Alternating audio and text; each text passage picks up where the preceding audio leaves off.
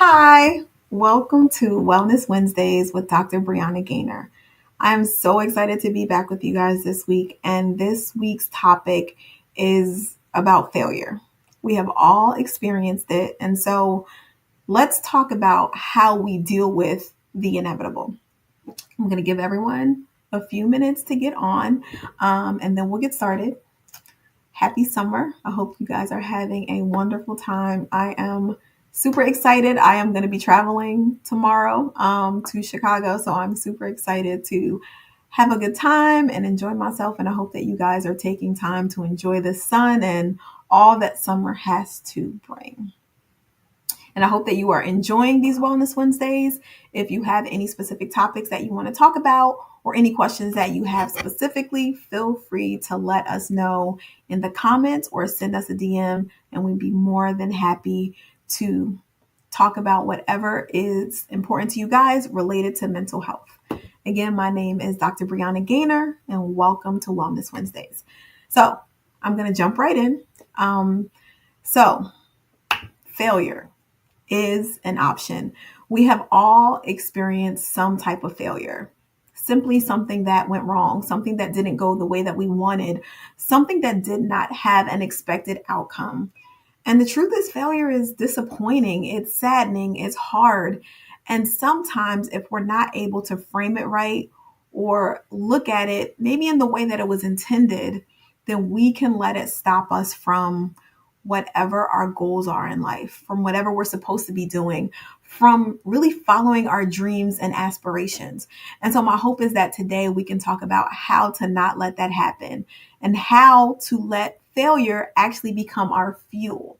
So, failure is an option, but it does not have to be your option. So, let's talk a little bit about how failure impacts our brain. So, failure, if framed right, can actually help to light up the learning centers in our brain. So, it's a very powerful catalyst for brain development and learning. And when we can look at failure in a way that helps us to thrive, it helps us to adapt. It helps to enhance the dopamine in our brain, which is the feel good neurotransmitters. A lot of times when we experience things like depression and anxiety, we don't have enough dopamine. So it can increase the dopamine that we need to help our emotions. It can also help to lead to a higher level of motivation. When we're experiencing less feelings of depression and anxiety, we have more motivation to do things. And it also helps us learn from our mistakes. When we're learning from our mistakes, we're starting to develop problem solving skills that help us along the way. And so, simply put, when we can frame failure in a way that helps us push forward, it leads to neuroplasticity, which is our brain's ability to adapt and reorganize itself. How amazing is that? That's something that gives us negative emotions that, if we're able to lean into it, can actually help to be the fuel to your next steps. So, we know that failure can help our brain, but how do we push past the disappointment that tends to be associated with failure? Well, first, let's talk about what failure looks like. I tend to work with a lot of children. I remember being a child a while ago, and a lot of concern is around school and academics, and a lot of the struggles that can tend to happen when children are struggling academically, particularly when they're trying their best. That's when parents usually come to me because it's like, this child is trying their very best, they're doing all that they can, and something's still not quite working. So it can tend to lead to,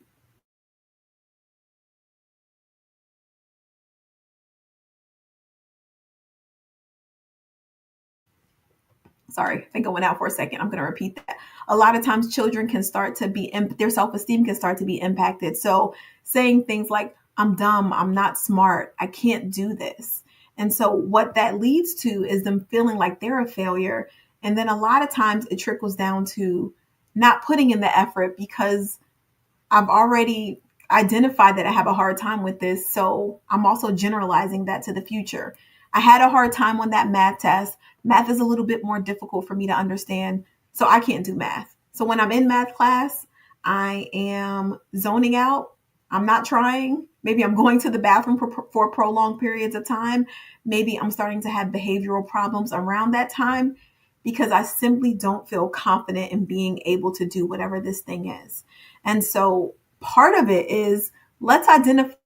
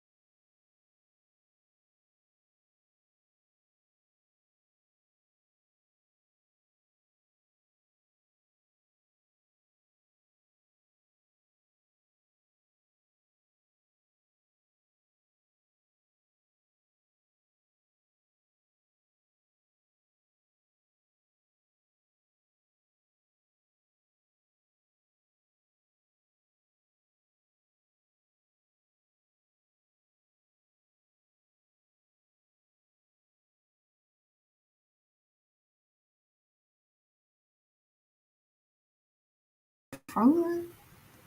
All right. Uh, let's see. It's not working.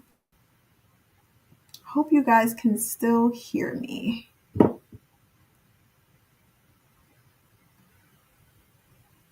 Okay.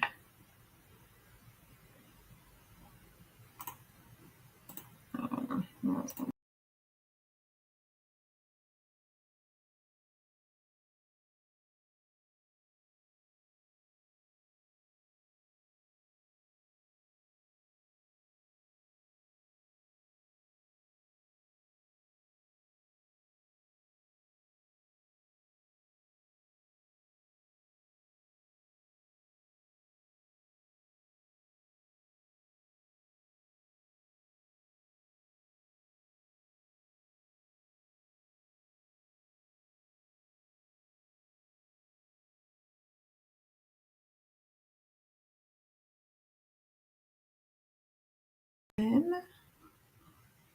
Okay. All right. So I hope that you guys can hear me. I am so sorry. I don't know what just happened. So we're talking about failure and my internet just failed. But we're going to continue on. So what I was saying before the connection got a little messy is that a lot of times when it comes to failure, we tend to see it as who we are, not just an experience that we've had. And a lot of times that can make a big difference in how we're able to move forward. So, first, I'm talking about a child who is failing and who is struggling academically. That child is going to tend to sometimes, in a lot of cases, see themselves as a failure. They may feel like they're dumb and they're not going to put forth the effort that they could because they already feel like it's not going to work. I see that often. But the truth is, that's not just with children. A lot of times that happens with us as adults too. When we have a hard time with things, we can tend to want to avoid those things. It's not fun to put forth effort in something that's difficult. We all are um, avoidant of failure, of things that aren't easy for us, things that we don't do well. And so, how do we manage the stress, the anxiety, the struggle that comes with that? An example would be an adult who lost their job. What if that made that adult feel like a failure? And then they didn't put forth the effort to look for another job or to try to have a job in that same realm because they feel like they can't do it. But what if that was the job that they needed to do, the job that they were meant to do, the job that they love to do, what they went to school for? So sometimes it's about perspective. A lot of times it's about our perspective. And so if we're talking about how we deal with failure, first, we have to talk about what that thing is. We have to be able to name it, to make it clear what we're struggling with. And sometimes naming what you're struggling with can also help to reduce the power that it has over you. So if we're talking about the example of the adult who has lost their job, maybe it's their dream job, and because of different struggles they've had through job performance, even in trying their best, they feel like a failure. So the first step would be to name what that failure is without judgment. So instead of saying, I lost my job, so I'm a failure, you would say something like, I lost my job because I struggled. That does not make me a failure. The only way you fail at something is if you let go and you don't try anymore. When you put forth your best effort, that's a big deal. So we need to start to give ourselves credit for the things that we are doing. So first, we name it without judgment. I did lose my job, but that doesn't make me a failure. How do I separate the event from who I am? That is probably the biggest thing that's going to make a difference. For the child who's failing their math class, math is difficult for me versus I can't do math, I'm dumb. Those are two completely different things, because math being difficult means there's a problem that I can solve versus I'm dumb and I can't do it means there's no option. This is just the way it's going to be forever. And the truth is, it doesn't mean that whatever that thing is, that thing that's hard, it doesn't mean that it will ever be the easiest thing in the world. But it means that you can conquer it, you can overcome, your brain can become adaptable, you can learn better ways to cope and deal with whatever that struggle is. You can learn better problem solving skills. There are things you can get out of it. So after we name it without judgment, then let's start to ask, what can I learn from this? Again, in the example of the adult who lost their job, what can I learn from losing my job? Can I think about what are some of the reasons why I lost my job? Are there some things I could have done better? Are there some things I can learn from this?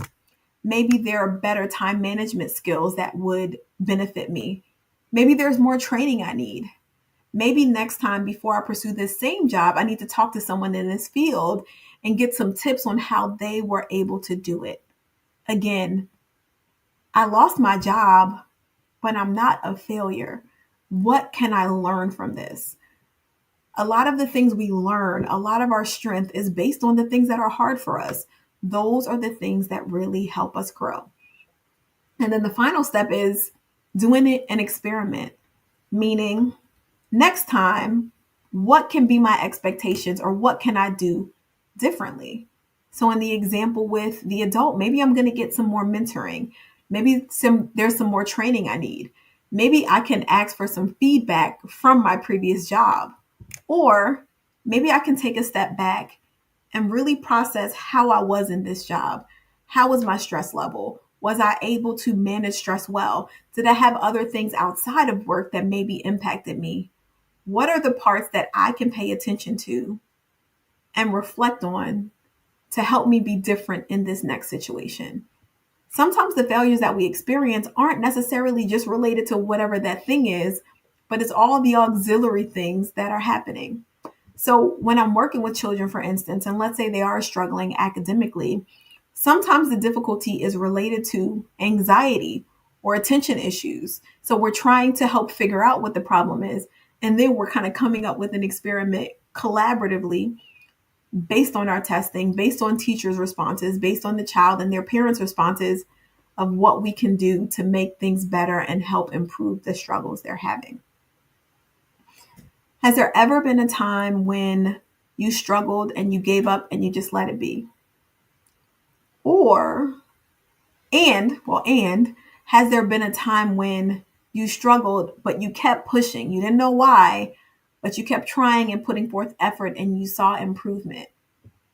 Disappointment is natural. We're all going to struggle with disappointment. There are going to be things that don't come easy to us. In my experience, my idea of how things should turn out generally does not turn out the way that it needs to. But what I've also learned is those struggles have helped me become stronger. definitely helped me develop better problem solving skills to know how to deal with that struggle later. Being a business owner, being a psychologist, being a woman, being an adult, there have been so many challenges that have happened that I've been able to bounce back from because I had people to talk to, because I went to therapy and I leaned in, because I paid attention to how other people around me dealt with difficulties, and because ultimately I didn't give up. I don't want you to feel bad if you do struggle with this, but maybe an additional point that we can add is, do you have someone who can coach you and encourage you and push you? Who's that person that can say, no, no, no, we're not giving up. Let's go. I'm going to give you a moment, but you can do this. We all need a personal cheerleader. So if this is difficult right now, calling in the troops and asking for the support you need to help you keep going is essential. And then remember all the times you were able to overcome before.